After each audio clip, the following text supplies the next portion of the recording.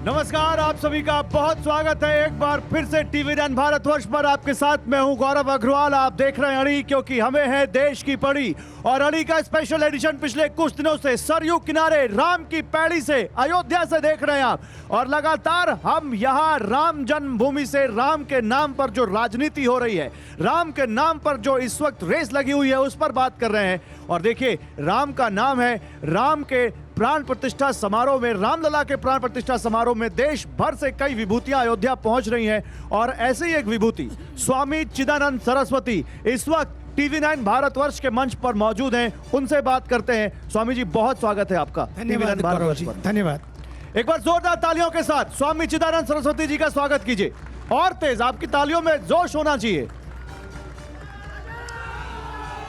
जय श्री राम, भारत माता की वंदे वंदे वंदे, जय श्री राम।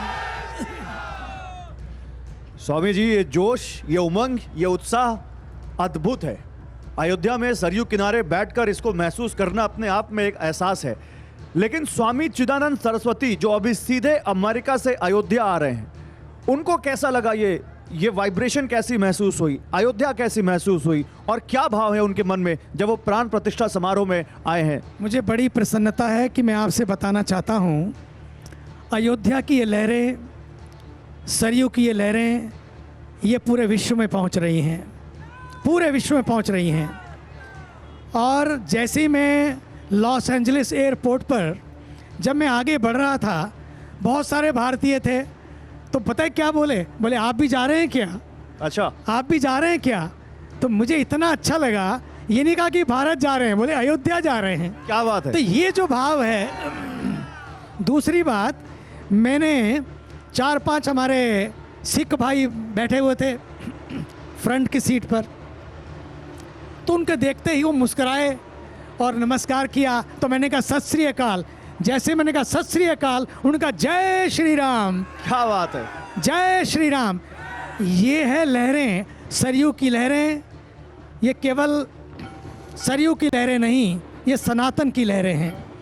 आज यहाँ पर केवल शीत लहर नहीं, बल्कि सनातन की लहर प्रवाहित कर रही है और पूरे विश्व को आप्लावित कर रही है, जिसका असर मैं देख रहा हूँ पूरे विश्व में। और मैं आपको बता देना चाहता हूँ कि जैसे ही यहाँ पर प्रतिष्ठा कार्यक्रम होगा, भगवान श्री राम विराजमान होंगे, पूजन होगा, ठीक उसी समय टाइम स्क्वायर पर जहाँ पर न्यूयॉर्क में इतना आसान नहीं होता कोई कार्यक्रम को करना। वाह, आइए बैठिए।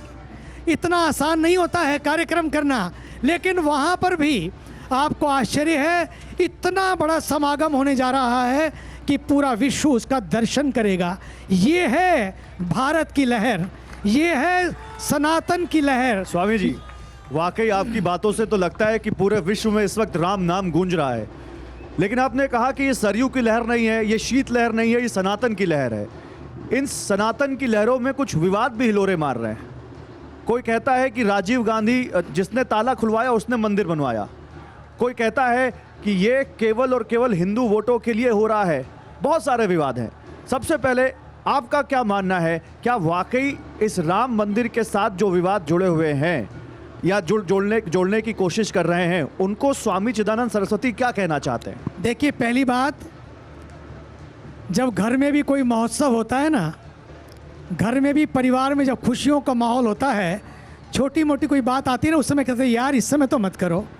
ये समय, ये माहौल मरसिया पढ़ने का नहीं, मातम मनाने का नहीं, महोत्सव मनाने का माहौल है। ये महोत्सव मनाने का माहौल है। और ऐसे माहौल में याद रखें, ताला खुलवाया, अभी तो 2 बाकी हैं, शुरू कर दो, उसी से शुरू कर दो कम से कम अपनी राजनीति को। ताला खुलवाया, no problem, I accept it. लेकिन अभी तो मेरे से किसी ने पूछा what about Kashi, what about Vapi, Gyanvapi. मैंने कहा मैं पूछता हूँ उन लोगों से, वहीं से अपनी राजनीति की बात शुरू करो। सच तो ये है, ताला खुला, लेकिन आज सबको अपनी आंखों के जाले को तोड़ने की ज़रूरत है, अपनी आंखों के जाले निकालने की ज़रूरत है। स्वामी चिदानंद सरस्वती ये कह रहे हैं कि अयोध्या तो झांकी है, काशी मथुरा अभी बाकी है। इसलिए कि मुझे अपने देश के संविधान पर विश्वास है। हमारे देश के न्यायमूर्तियों ने ऐसा फैसला दिया, सारे फासले ही दूर कर दिए, सारे फासले दूर कर दिए। न्याय की ये अयोध्या की आज कल जो प्रतिष्ठा हो रही है, ये कोई मूर्ति प्रतिष्ठा नहीं है, ये मर्यादाओं की प्रतिष्ठा है। ये कोई सत्ता की प्रतिष्ठा नहीं है, ये सत्य की प्रतिष्ठा है। ये कोई भोग की संस्कृति नहीं है, ये त्याग की संस्कृति है, जहाँ पर अयोध्या राज्य की गेंद बनाकर खेलने लगे खिलाड़ी। तो ये चीज शंकराचार्य स्वामी अविमुक्तेश्वरानंद सरस्वती महाराज जी को क्यों नहीं समझ में आ रही? वो कह रहे हैं कि ये अर्धनिर्मित मंदिर है, मुहूर्त पर सवाल उठाए उन्होंने कई सवाल उठाए इस पर। पहली बात तो मुहूर्त, देखिए मैं उनका सम्मान करता हूँ क्योंकि एक विद्वान पुरुष हैं, लेकिन आज समय आ गया है सारी विद्वत्ता से भी ऊपर नम्रता को सामने लाने का।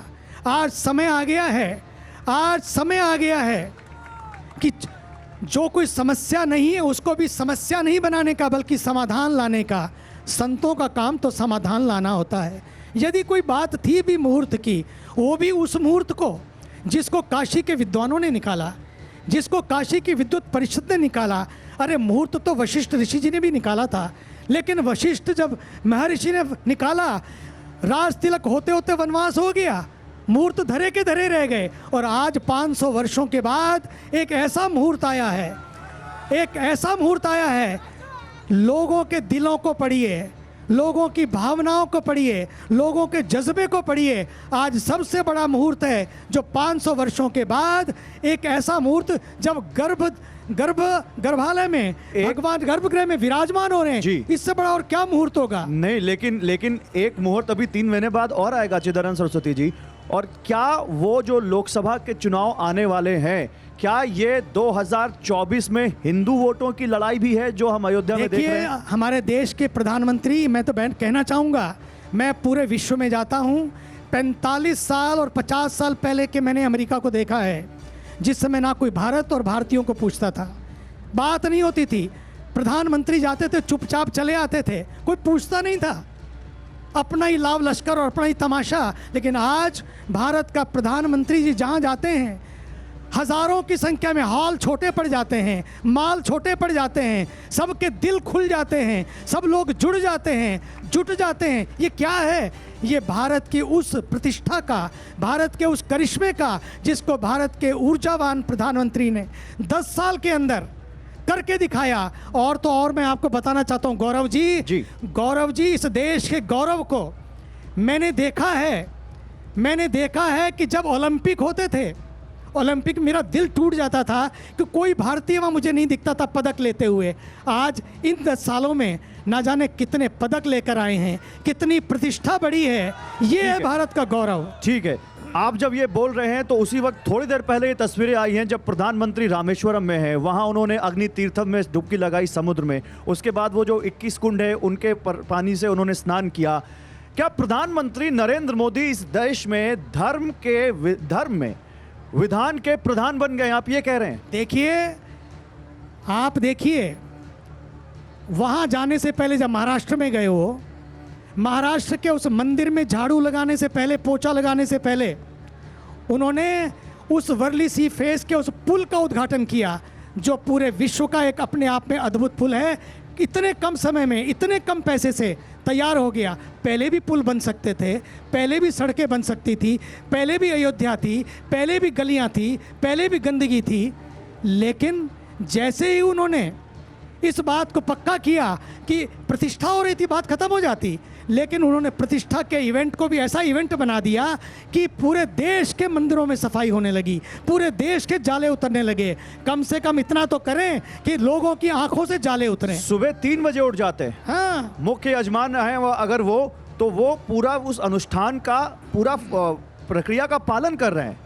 ऐसा लगता है कि उन्होंने ये अर्न किया है, वो जो कर रहे हैं वो लोगों से कनेक्ट हो रहा है। क्या आपको लगता है कि प्रधानमंत्री नरेंद्र मोदी जो भी करते हैं, जिस भी धार्मिक अनुष्ठान पर बैठते हैं या जिस भी मंदिर में जाते हैं वो लोगों को जोड़ लेता है। वो लोगों को लगता है कि हाँ, ये कोई बहुत धार्मिक प्रवृत्ति का इंसान बहुत तन्मयता से किसी धार्मिक प्रक्रिया में हिस्सा ले रहा है। गौरव जी, वो जो भी करते हैं चुनाव की वजह से नहीं करते, उनको तो परमात्मा ने चुन लिया है। जिसको परमात्मा चुन लेता है उनको चुनावों की चिंता नहीं करनी पड़ती है, उनको दलों की मैं तो कहता हूँ कि बीजेपी को भी नहीं, किसी संघ को भी नहीं, उनको तो परमात्मा ने चुना है और परमात्मा चुनकर लाए हैं। जिनका चुनाव परमात्मा ने किया हो, जिनका चुनाव प्रभु ने किया हो, उस किश्ती का क्या जिसका सुरक्षा परमात्मा खुद कर रहा हो। इसलिए वो व्यक्ति लोगों के दिलों को जीतता है, वो दलों के लिए काम नहीं करता, वो दिलों को जीतता है। वो चुनाव की परवाह नहीं करता। अगर चुनाव की परवाह होती तो चुनाव सिर पे था, लोग वोट डाल रहे हैं और वो केदारनाथ में बैठकर ध्यान लगाए हुए हैं। सुन सजना सुन, मैंने तुझे चुन लिया, तू भी मुझे चुन। ये गीत नहीं गा रहे थे, बल्कि वो तो गा रहे थे कि मैंने तुम्हें चुन लिया नहीं, बल्कि मैंने तुम्हें चुन लिया, तू भी मुझे चुन। ये तेरे को चाहिए तो चुन ले। ठीक है, तो क्या आप कह रहे हैं, ज्यादा वक्त नहीं लूंगा, 2024 में इसी को देख के जनता भी कह देगी मैंने तुझे लिया चुन? मैं कहना चाहता हूं ये जनता का सौभाग्य होगा कि अगले 10 साल, इन 10 सालों में वो हुआ है जो 70 सालों में नहीं हुआ। अगले 10 सालों में वो होगा जो पूरा विश्व देखेगा, जो 700 साल में खोया वो सारा का सारा यश, वो सारा वैभव पुनः प्राप्त करेंगे। जो खोया उसका गम नहीं, लेकिन जो बचा है वो किसी से कम नहीं। इसलिए जो बचा है उसको बचाए रखने के लिए आज देश को मोदी जी चाहिए। इसलिए नहीं चाहिए क्योंकि उनको कुछ चाहिए, इसलिए नहीं चाहिए कि उनको कोई प्रतिष्ठा चाहिए, पद चाहिए, बल्कि इसलिए चाहिए कि देश को उस शिखर को छूना है जिस शिखर की उसको तलाश है, उस शिखर के जिसको उसका स्थान है, वो स्थान प्राप्त कराने के लिए इस देश को मोदी जी चाहिए। इसलिए चाहिए कि हम सबको मिलकर, भगवान राम तो नए घर में प्रवेश कर रहे हैं, लेकिन हम नए भारत में प्रवेश करें, इसके लिए हम सबको मिलकर काम करना होगा। चलिए, बहुत बहुत शुक्रिया आपका स्वामी चिदानंद सरस्वती जी। जोरदार तालियों के साथ स्वागत कीजिए एक बार। स्वामी चिदानंद सरस्वती जी ने हमें अपना समय दिया और कह रहे हैं कि ये नए मंदिर में रामलला का प्रवेश नहीं बल्कि नए भारत में प्रवेश है देश का। बहुत शुक्रिया स्वामी जी आपका हमें अपना कीमती वक्त देने के लिए। स्वामी चिदानंद सरस्वती हमारे साथ थे।